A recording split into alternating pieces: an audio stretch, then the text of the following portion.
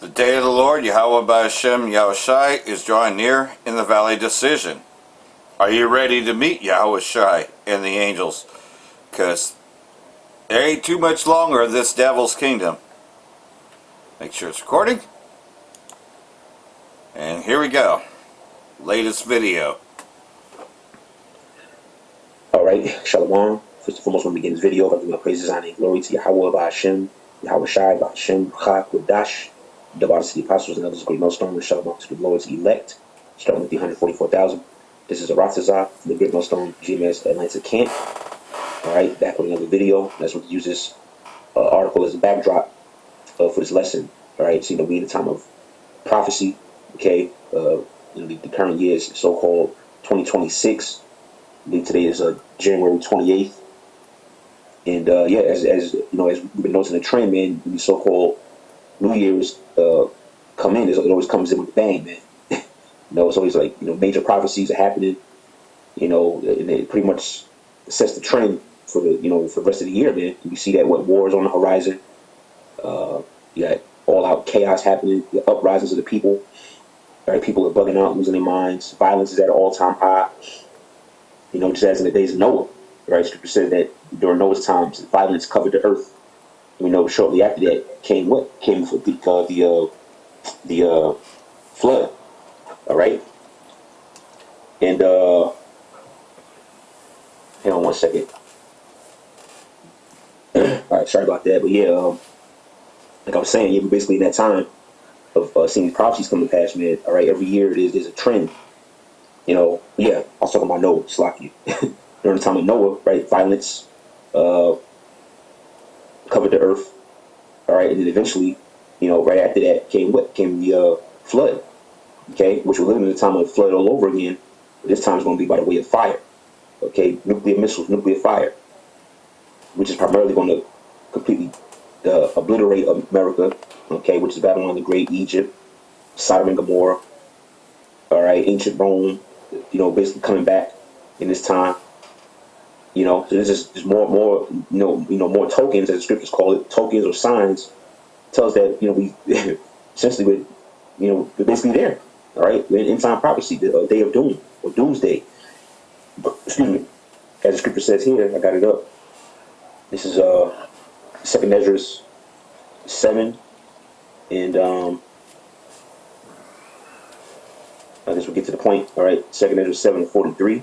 It says, "But the day of doom shall be the end of this time." Right, the day of doom. What's the day of doom? The day of doom is essentially the day of the Lord, or the day when those missiles are launched. All right, missiles coming from Russia, various other nations and places. That are going to be at variance with Babylon the Great. As the scripture says, shoot at her in the spare, basically spare no arrows. Right, the arrows of the missiles, man. That's the day of doom. Right, those scriptures came to mind as well. I think that's Zephaniah 1:14, I think. All right, we'll grab that next. But it says 7:43 again. It says, "But the day of doom, okay, doomsday, right? I think at the doomsday clock, it says shall be the end of this time." Right, right when it speaks about the end of the world, the apocalypse, and all that, it's talking about the end of a time, or the end of rulership, which is what? The end of Esau Edom's rulership. Okay, Esau Edom is the biblical name or origin for the so-called white man. We can jump back a chapter. As a matter of fact, let's do that real quick. Right, Esau is the end of the world. Previous chapter, and we'll get to verse. Get to the point, verse 9. Right, this is 2nd Ezra chapter 6 and verse 9. It says, "For Esau, which Esau is the biblical name for the white man. All right, this is the end of the world." Right, the end of the world, once again, doesn't mean the end of the human race, or the end of the actual planet Earth. No, the end of his world, the end of his kingdom. And it says what? It says, "And Jacob is the beginning of it that followed." Jacob is the forefather of the Israelites. Okay, the 12 tribes of Israel, which we teach out scriptures, prophecy, and history. All right, that the Israelites are the so-called blacks, Negroes, Hispanics, and Native Indians. All right, that's the world that's coming after Esau world's end. So basically the kingdom of heaven. See that? So the day of doom is going. It says going back. I think it says should be the end of this time. Right. So this is 743 against us, but the day of doom shall be the end of this time. Right. The end of Esau's time. His time is up. Right. The clock is ticking, man. It says in the beginning of the immortality for to come, wherein corruption is past. Right. Because in the kingdom, the Israelites are not going to die. We're going to be under the new covenant, which entails that we have the laws written in our inward parts. And we won't have to teach our neighbor. Essentially, we'll be programmed to be righteous. We'll be perfect. And sin won't reign in our bodies. What wages of sin is death. So if we don't sin, there'll be no reason for us to die. Basically go to the grave. We basically live forever. That's in the kingdom. That's only given to the Israelites. Okay, no other nation is going to partake in that blessing. And it goes back to the covenant. This is that the Lord made a covenant with the I'm paraphrasing, but with the house of Judah and all of Israel. Okay, the covenant only pertains to the Israelites. See, so this current world is going to pass away. All right, via the day of doom or doomsday. All right, the doomsday clock. And then after that, this is in the beginning of the immortality for to come, wherein corruption is past. All right, and it goes on. It says, intemperance is at an end, infidelity is cut off, righteousness is grown, and truth is sprung up. Right, essentially, the Lord's going to do away with the wicked, do away with evil in the earth. It's another scripture that speaks about I'm paraphrasing. It talks about the evil root being plucked up. And the Lord's going to essentially basically set the righteous, right, the Israelites, start with the elect in the kingdom. So yeah, that's what's going into, man. That day of doom is the end, right? The end of who? The end of Esau and his rulership. All right, let's go from there to that I quoted earlier. Zephaniah 1 and 14. All right, this is Zephaniah 1:14. It says, the great day of the Lord Yahweh Shem Shai is near. It is near, hasteth greatly. Even the voice of the day of the Lord Yahweh Shem Shai, the mighty man shall cry there bitterly. Right, the day of the Lord is approaching. And which brothers go into from time to time how the day of the Lord really. We're in that time now, right? But currently is the day of the Lord. All right, the day of the Lord, it tells a particular time, time frame, because we're at the end. But there is going to be an actual, a literal day. Okay, a literal day, whether it happens on a Monday, a Tuesday, a Thursday, a Sunday, or whatever. It's going to be an actual day when the Lord actually makes his coming to the earth. Okay, there's going to be a day. All right, when the Lord makes his second coming, it's going to be nuclear war. Okay, and it says it hasteth greatly. It says verse 15. It says that day is a day of wrath, a day of trouble and distress, a day of wasteness and desolation, a day of darkness and gloominess. All right, this is a day of clouds, thick darkness. Right, this is doom. All right, doomsday. Okay, violence, troubles, distress, darkness. Right, verse 16. It says a day of the trumpet and alarm against the fenced cities and against the high towers. And I will bring distress upon men, that they shall walk like blind men, because they have sinned against the Lord Yahweh Shem Shai, and their blood shall be poured out as dust. And their flesh as the dung. Right, when they walk, so they should walk as blind men, meaning that they're not gonna have any type of guidance, no wisdom, essentially they're gonna be lost people out here, man. Okay, you got Esau and the nations, and 2/3 of our own people are gonna be blinded, but the elect are gonna have the light to be able to see and be able to walk in the spirit, and essentially be shielded from the evil to come. All right, it says what? It says neither their silver nor their gold shall be able to deliver them in the day of the Lord's wrath. See that? It's not, the Lord don't care about your resources, your money, gold, silver, your house, your car. That don't matter, right? Yep. It says what? But the whole land, which the whole land is talking about what? It's referring to America, Babylon the Great, shall be devoured by the fire of his jealousy, for he shall make even a speedy riddance of all them that dwell in the land. Right, all of them that's dwelling here in America. All right, the only one that's going to make it out are the elect.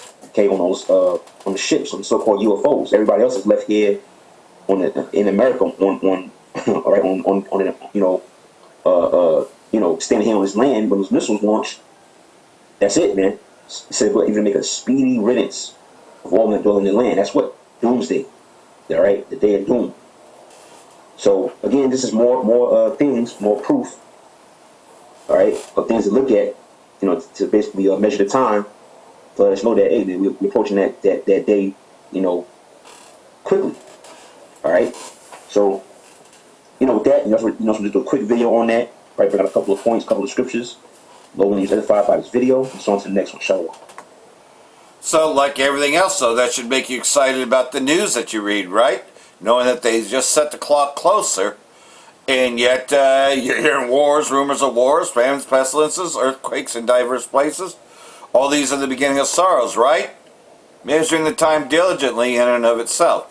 Shalom, first and foremost, like to give all praise to Yahweh, Ba'ashem, Yahweh Shai, Ba'ashem, Rakakadash, double honors, the elders and apostles of Great Millstone, where it teaches truth and sincerity, and shout out to Yakims out there in the four quarters of the earth proclaim this truth.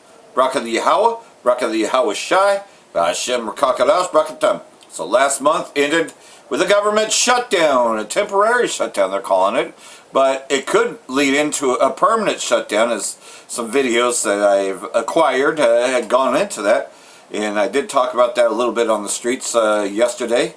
Hey man, we're here, we're at the end of Esau's kingdom, but the beginning of the house of David, which is those of us going out there and teaching, teaching, with the 144,000, singing that song.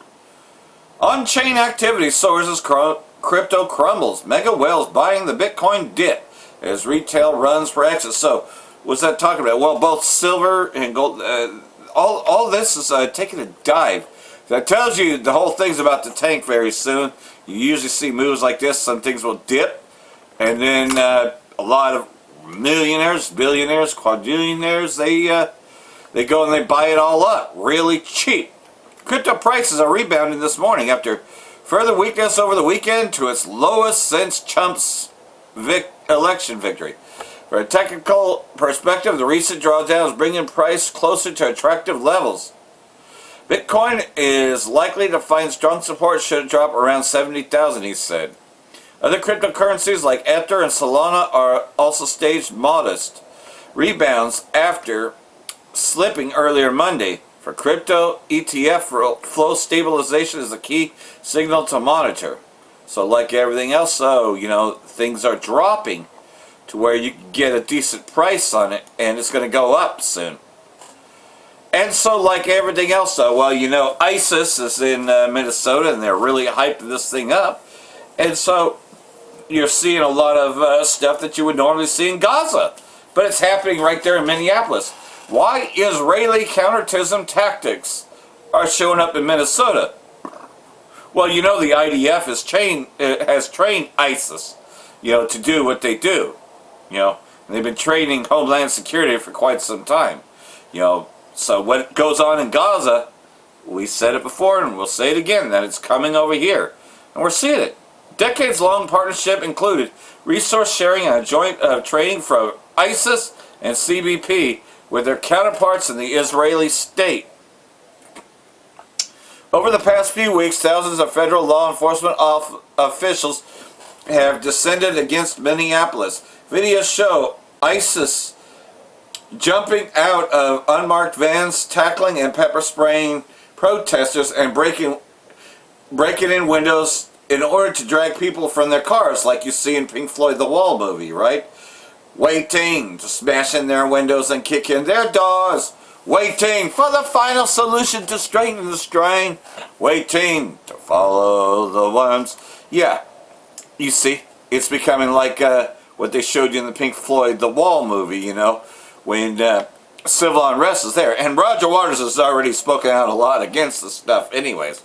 Prominent figures in the Trump administration defended this approach despite fierce local backlash, with federal agents killed. A protester named Alex Pretty on Saturday, for example, Secretary of Homeland Security Kristen Noem quickly accused him of domestic terrorism. Over the past 2 decades, ISIS have maintained close relationship with the Israeli government. This collaboration has included trips ferrying high-level U.S. law enforcement officials around Israeli state, joint training from officers, and technology transfers that have put sophisticated surveillance capabilities in the hands of ISIS. This result has been an increasing mind melt between security agencies in Israeli state and the United States. Well, it's just Israeli secret intelligence services. That's who ISIS is. So you can see why I make the comparison between ICE and ISIS being the same goddamn thing. Same goddamn terrorist, same Amalekites, same training, IDF, Israeli Defense Forces, right? Because they're the ones that are involved with this. Israeli state has everything to do with how Babylon the Great is running, because they were running Babylon the Great before they even had a fucking Israeli state. You know, Amalek, the least of the flock, right?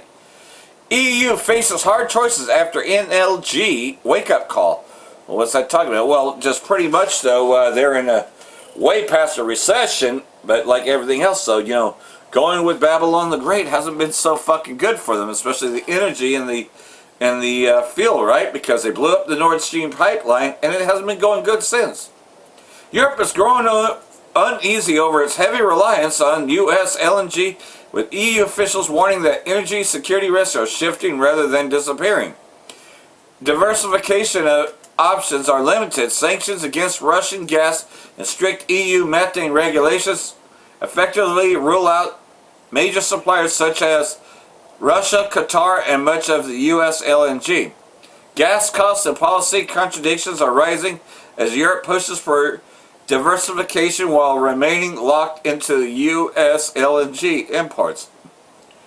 The European Union needs to diversify its natural gas sources, Brussels Energy Commissioner said this week, expressing a growing unease in European capitals that the EU has become too dependent on liquefied natural gas from the U.S., yet succeeding in the diversification drive that will strictly be because of bloc emissions-focused energy policies and the sanctions against Russia. So, like everything else, though, it ain't helping them back in the U.S., you know, drinking the juicy juice. But like everything else, though, you know, Trump's ambition for Greenland is also growing tensions, right? They're getting a huge wake-up call. But like everything else, though, hey, man, this is day 2, government shutdown, you know. Well, it's in partial shutdown right now, as this video kind of goes into. I played some of this when I was there, but you couldn't see it. But this guy made a prediction, you know, just before it happened. And then it happened. Babylon the Great went into a temporary government shutdown, which we know could lead to a permanent one, as he goes into. And there's some bad news. The United States government is going to shut down once again, and millions of Americans are going to be impacted as a result. There's some good news here, and there's some bad news. I'm going to break down what the good news is, what the bad news is, and why so many people are watching this. Why so many people are wondering what is going to happen. We are right now, as of this morning, we are hearing talks are intensifying. Look at this. It says talks intensify to avert government shutdown as White House and Senate leaders eye a last-ditch deal. Now, what's in this deal? Well, let's watch this clip. Because again, what's happening right now is key. This is extremely important because we need the government to stay open. If we see another partial government shutdown, millions of people are going to be impacted. We are going to feel the effects. But listen to this right here. In Washington, Senate Democrats are threatening to block funding for the Department of Homeland Security without reforming ICE. Masks off, body cameras on, be able to identify who's an agent, who isn't, and what agency are they from. Mask, just like ISIS group, right? Method for accountability. Without those changes, Democrats say they won't provide the votes needed. Democrats have been very clear that if ICE doesn't change, if the money that's going to the Department of Homeland Security, if we do not see some type of reform, so people aren't being pulled from their houses, people are not being thrown to the ground on the streets, people are being shot that are not a threat, They say we will not provide additional funding. But listen to this right here, because the talks, again, are intensifying. They are getting closer, but there's a 100% chance we see a government shutdown come Saturday morning. The good news is, the reason it's a 100% chance is because the House of Representatives is currently on a week-long recess. They won't. Shalom. First thing and foremost, I want to give all praises and glory and honor that's due to Yahweh Ba'ashem, Yahweh Shai Ba'ashem Rakakwadash. Double honors to the apostles and elders of Great Millstone that rule well. Peace and blessings and salutation to the hopeful elect. Noise in the gospel brothers, not the standard of Yahweh Ba'ashem, Yahweh Shai, wherever it may be. This is a quick lesson through the Spirit. The Lord's would be edified. It says, confirm U.S. government shutdown. We're shut down 100%. I kind of went into this early in the week with this government shutdown. As you know, the government was shut down for, I think, 42, 43 days last time. And the last shutdown was back in 2018 for 37 days, which is the second longest shutdown in history.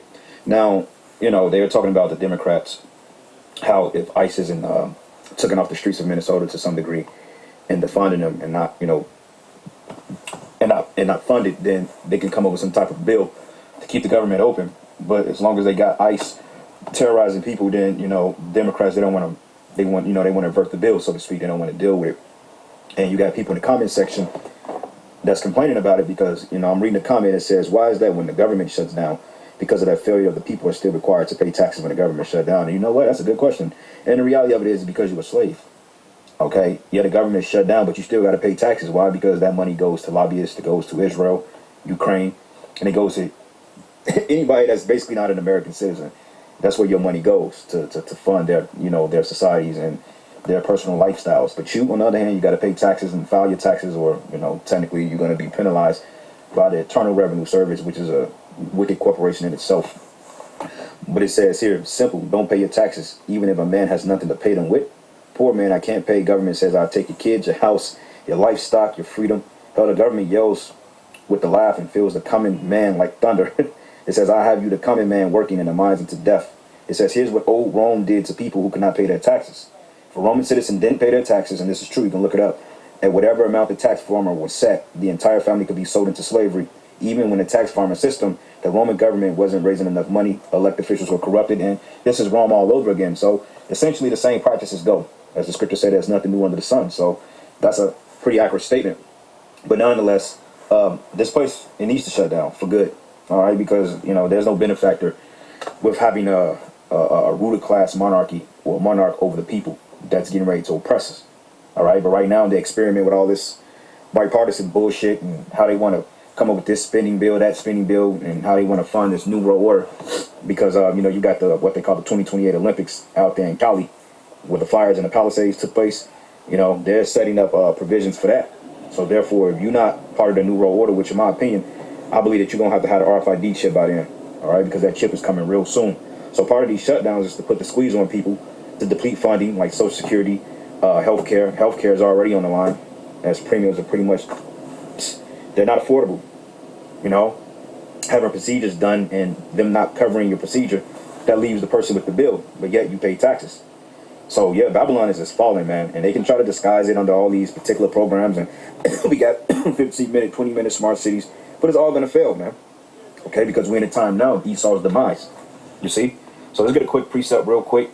Go to book of Jeremiah 51, and I'm gonna start at verse 7, and it reads, it says, Babylon have been a golden cup in Yahweh's hand that made all the earth drunken. Yeah, okay, because the Most High has used this place for wickedness to police the world and to corrupt the world. So therefore, fulfill prophecy, because if America wasn't this wicked, then Yahweh Shai wouldn't have to come back to redeem his elect. But this place is infertly wicked that made all the earth drunk, and the nations have drunken of our wine. Therefore, the nations are mad. So they're pissed off, man.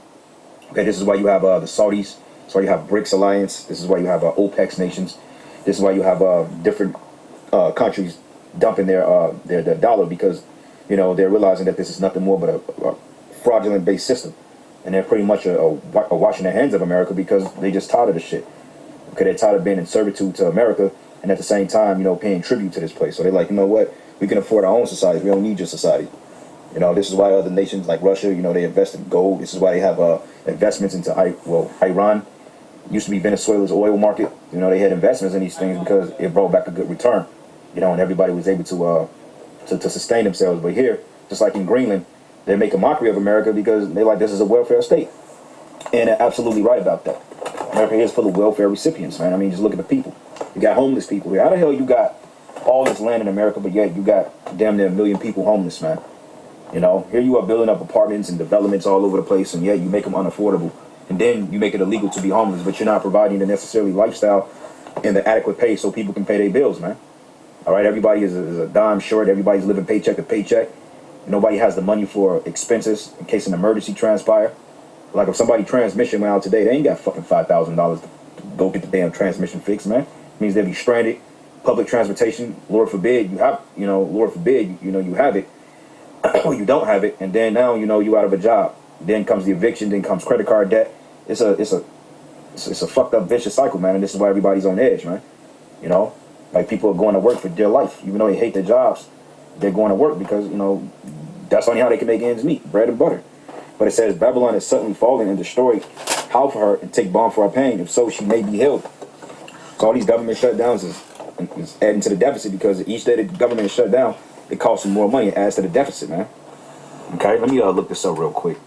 How much money did? And these fucking clowns can't fix the deficit. They're a joke. Shutdown cost. Okay. I don't know if they even got the budget for this. This is old. No. It says shutdown is costing U.S. economy $7 billion per month. Yeah, number shut down roughly like a month and about a week, about a month and a week and a half.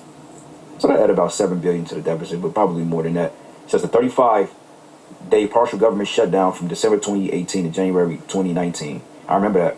Cost the U.S. economy an estimated $11 billion, according to the Congressional Budget Office. It says this includes $3 billion in lost economic growth that was never recovered, largely driven from reduced spending from furloughed workers and delayed federal contracts. And remember, Trump said last time that he might not even pay the workers. And I'm sure he backpaid them by now because, he's going to have a problem on his hand. But regardless of it, man, you're dealing with the devil here, all right? And the spirit of Yahweh Hashem Yahushua is not with this place. GDP loss, which goes into gross domestic product, the shutdown reduced the GDP growth by $3 billion in Q4 2018 and $8 billion in Q1 in 2019. Delayed spending, over $18 billion in federal discretionary spending was delayed, and the loss of productivity. The shutdown affected roughly 800,000 federal government employees, the most people in the country. And he can't say that which he thinks he has. That's why he's taking countries. Private sectors as well. But it ain't fixing like it. in your states, in your He cities, took Venezuela. City government. Took Venezuela. Still like tanking. Kansas City, the city is the biggest employer for Kansas Cityans, man. Because technically that's how it's set up. I think same thing in Chicago Public Works. But it says it was 800,000 federal employees who were either furloughed or worked without pay. It's crazy. And direct costs beyond the direct $11 billion hit. The shutdown caused significant, hard to quantify disruptions to business, travel, and government services. Okay.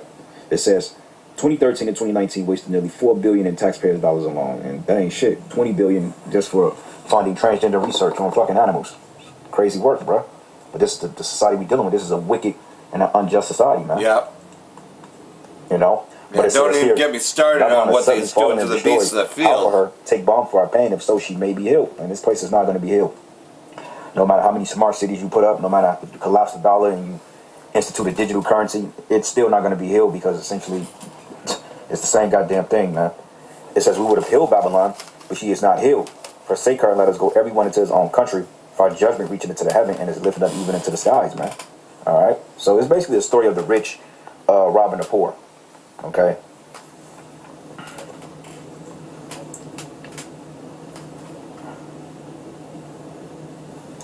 The rich man's wealth. Proverbs 10 and 15, the rich man's wealth is a strong city. Yep. Babylon is a strong city. But the destruction of the poor is their poverty. Yeah, like I mentioned, the homelessness.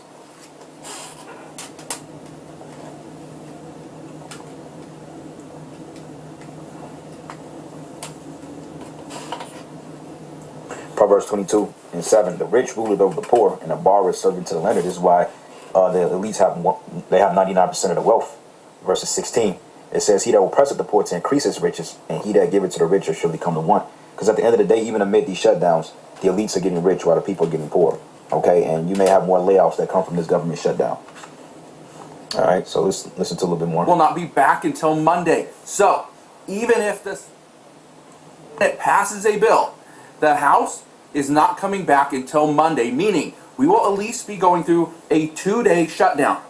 Not too bad, but again, at least it's something. Okay. And this motherfucker need to be shut down till the missiles come. I pray this shit stays shut down, but we know that's not going to be the case because, of course, they come up with some type of funding bill. And, you know, like I said, Esau, you know, he still have time on the board. A little bit time. Not too much, but regardless of it, I just wish this shit just go away, man. All right? Just tired of suffering this place. It's getting old.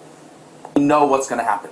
Listen to this, though, right here. I have some news just coming in this morning. I'm told by sources that talks between the White House and Senate Democrats are intensifying this morning in order to avoid a partial government shutdown tomorrow. There is no firm deal just yet. We know that Senate Democrats have been trying to take a stand around DHS funding following the shooting and killing of Renee Good and Alex Preddy down in Minneapolis. So as of now, I'm told that these talks center around separating money from DHS from a larger package to keep the government funded. This would allow the military and critical programs for the CDC, for educational programs like Head Start to be funded through September. Yeah, fuck also the temporarily CDC. extend funding for DHS, giving Democrats in the White House more time to discuss any possible policy change. And the thing of it is, they're printing more money to fund the shutdown. How the hell you going to print your own money and pay your bills with it?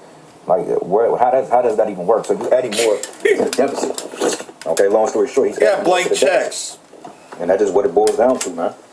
So all these bailouts and these spending packages, you're using the money that you're in debt to pay your bills off, and that's not going to work because the countries are dumping the dollar, man. They're dumping your treasury, so that's just going to prove to be more expensive for you in later down the road. You know, they call it let's kick the can down the can down the road. Yeah, that's what I call it. We want to be clear, this is not a firm deal. Both sides do need to agree. The White House is not commenting this morning, but it does come after Senate Democrats laid out their list of demands, including ending roving patrols, ensuring federal agents are held to the same use of force policies that apply to state and local law enforcement, preventing agents from wearing masks, and requiring body cameras. Running your business on the go just got easier with the QuickBooks mobile app. Be prepared for tax time. That's what they're asking for, okay? Democrats are asking for ending roving patrols. They hate that. Okay? Ensuring federal agents are held to the same use of force policies as state and local law enforcement. We can't be just throwing people to the ground. Just because you are a federal agent, you're a ICE enforcement officer, whatever, ISIS. you cannot be throwing people to the ground, and yet you are not being held accountable for that.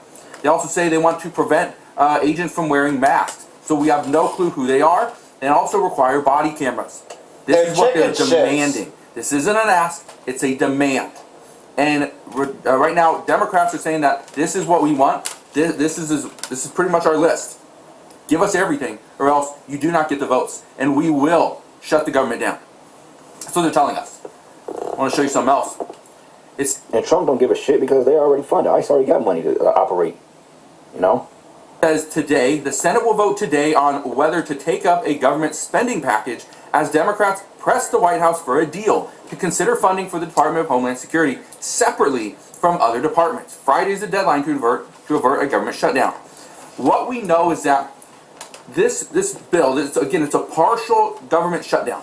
We've already extended the funding for 6 appropriations bills earlier this year. Okay, that's already been done, or actually it was back in the fall.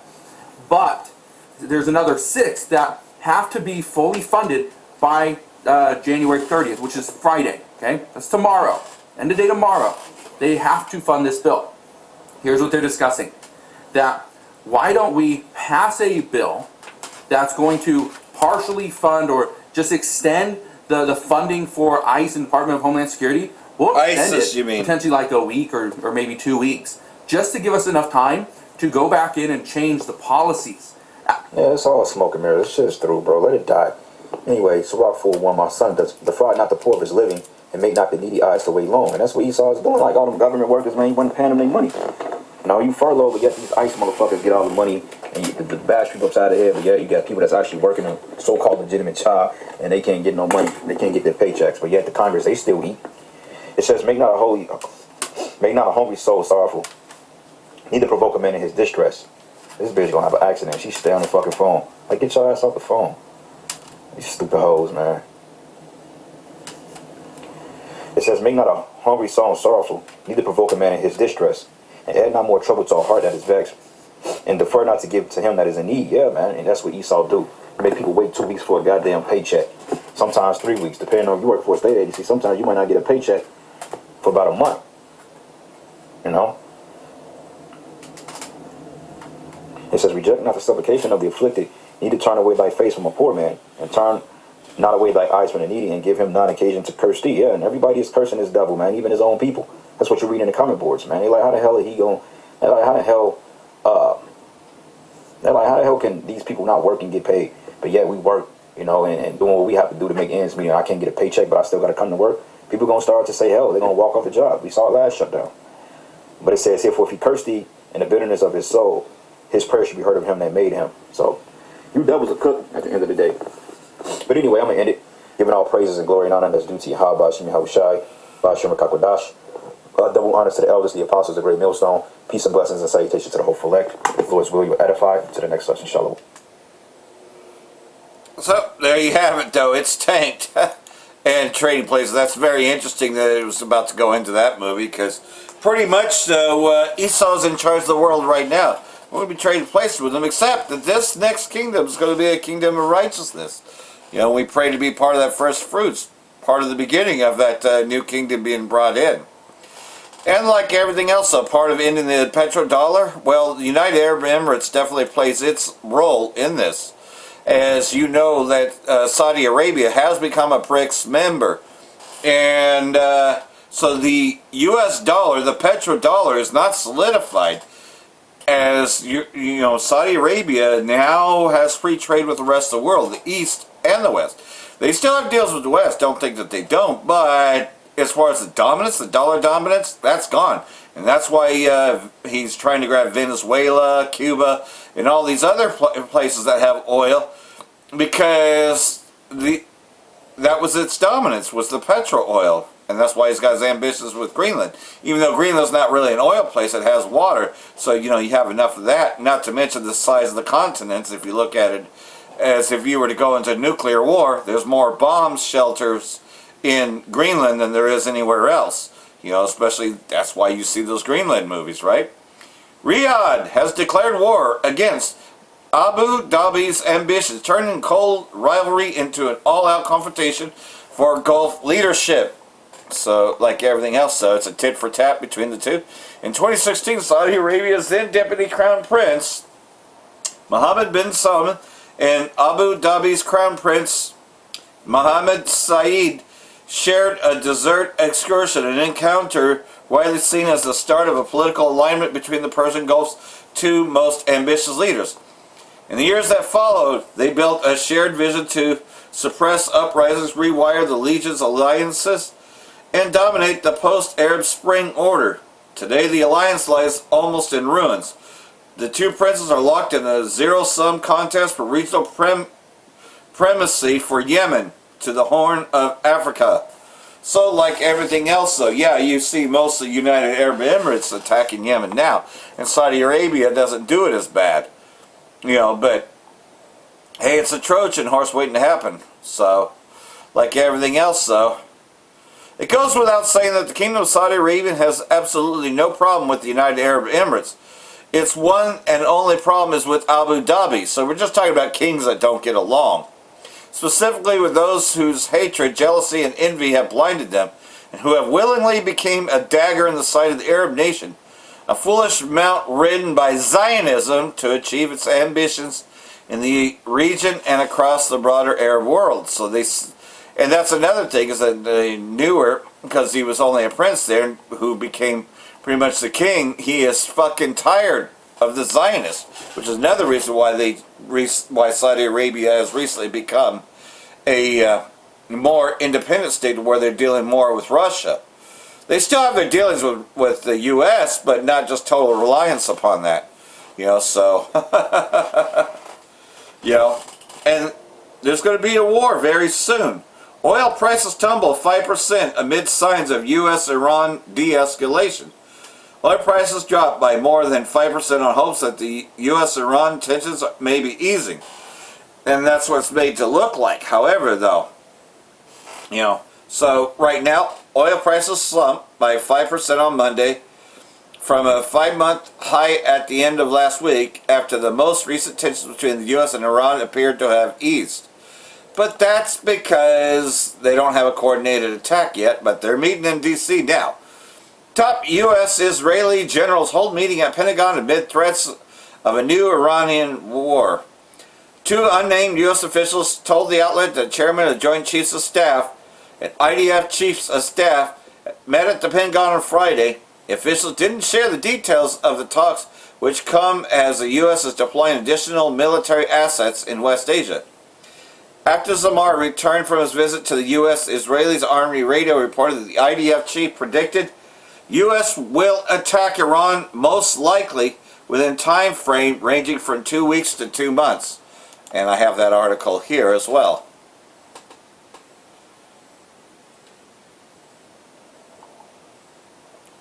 Israeli Chief of Staff said that the U.S. could attack Iran within a time frame ranging from 2 weeks to 2 months. This means that an immediate attack is unlikely in the next few days.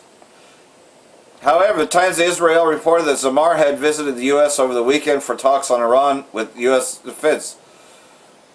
These include a visit by the head of U.S. Central Command, Cooper, to Israeli state, followed by a visit to the head of military intelligence, Binder, to the U.S. Despite D.C. and Tehran both saying that they are still open to negotiations, they linked this to Iran's upcoming commemoration of the 47th anniversary of the Islamic Revolution. So like everything else, they just they know that they have to have a more coordinated attack because the retaliation is going to be significant. And this is going to get really exciting. This may happen just right after the Passover. Passover's coming up soon as well. So we're going to see some shit very soon. No American will be safe. Top general warns Iranian armed forces fully ready for retaliation. Chief of Staff of Iranian Armed Forces Major Mousavi made the remarks on Monday, saying the servicemen were prepared to respond decisively to threats. We think only of victory. We have no fear of the enemy's superficial might. We are fully ready for confrontation and to deliver a retaliatory slap, he said. The Iranian nation has long stood firm against the arrogant and aggressive nature of the U.S., forcing it into repeated defeats, including the recent complex, multi-dimensional, and terrorist war which disrupted enemy calculations. So, like everything else, though, a little history. Over the past 47 years, he added, pointing to the time that has passed since the victory of Iran's 1979 Islamic Revolution, Iranians have proved that the country is not something that can be swallowed, warning that an obstinate, reckless adversary who refuses to learn will ultimately be suffocated. So, like everything else, though, it would be an all-out war. They've already warned about this, because there's a lot of players in the region. But they are still preparing their defenses.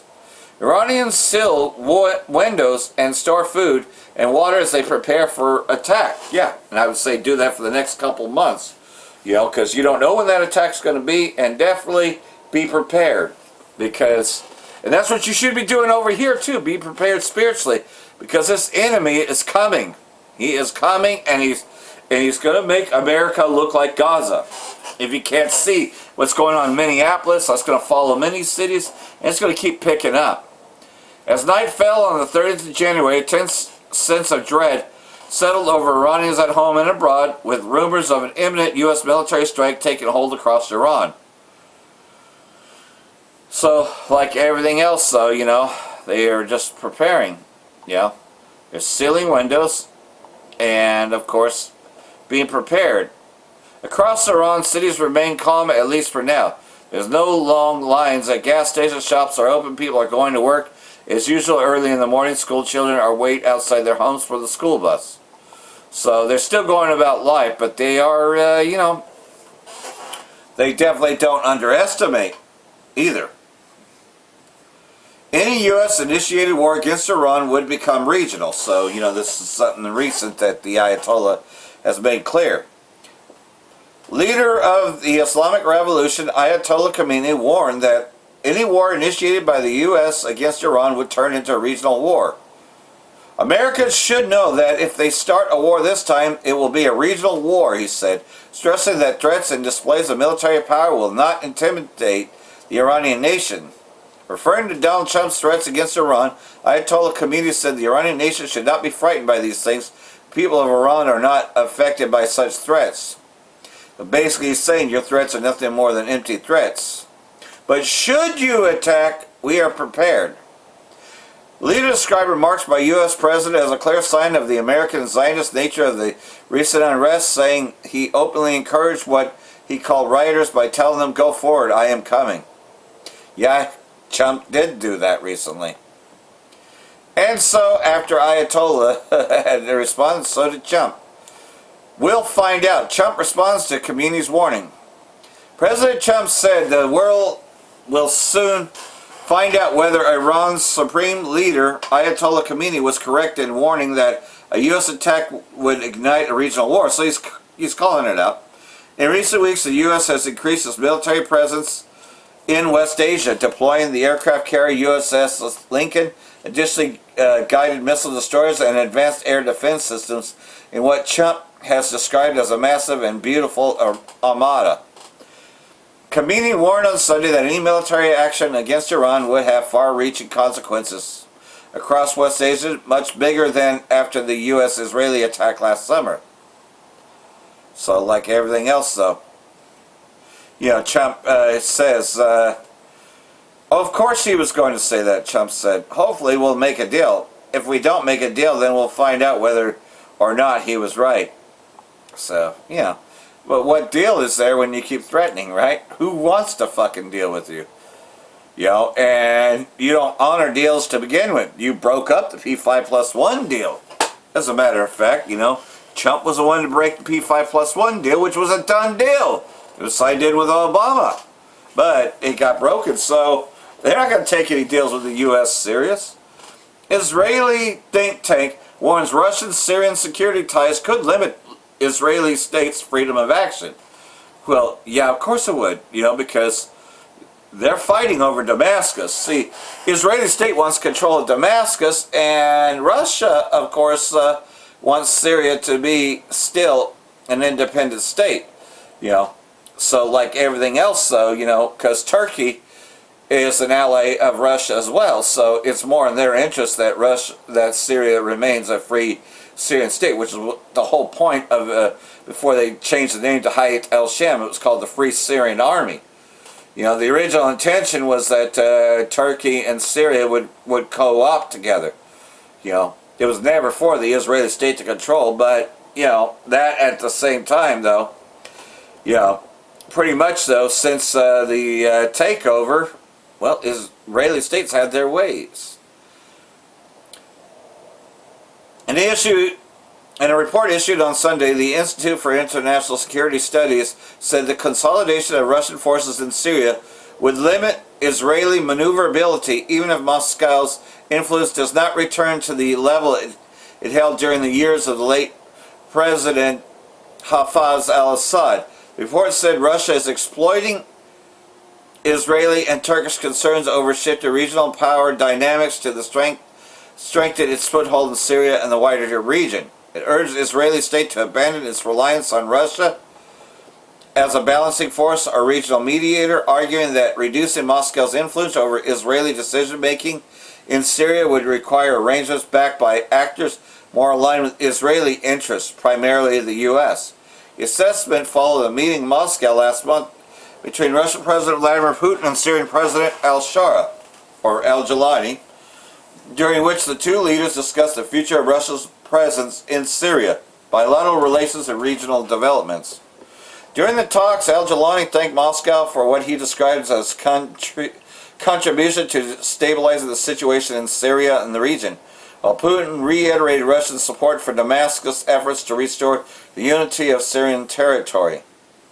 So, like everything else, though, you know, that pretty much, though, would be to solidify Syria, not to destabilize it, which totally goes against what the Israeli state wants, which is a destabilized Syria. So, you know, we're seeing the build-up there, and we know the Third World War is coming. You know, they move the doomsday clock sooner, and so they're going to mandate this thing very soon, that everybody's going to have an identification device, you know, to prove your identity. You see, no wonder why it's so, they're using ISIS to do that, right? You know, because ISIS, you know, it's a way that, oh, okay, well, you're not oh, are you an American? Where's your papers? You know, oh, green cards don't count anymore. No, you're going to have to reapply, you know. And they're going to chip everybody. Ultimately, at the end of the day, it just starts out with ISIS. And I can't get this thing to load. Slovakia. Alright, Slovakia. It froze and cut me off the internet, so I had to get it back up. But here we are, you know, that this is what's happening. The day of the Lord Yahweh Ba'Hashem Yahushai is coming. You know, that is better known as the Doomsday Clock. Joel chapter 3 verse 9, as we see that this is beginning. Proclaim this among the nations, prepare war, stir up the mighty men, let all the men of war draw near, let them come up. You know, and come up where?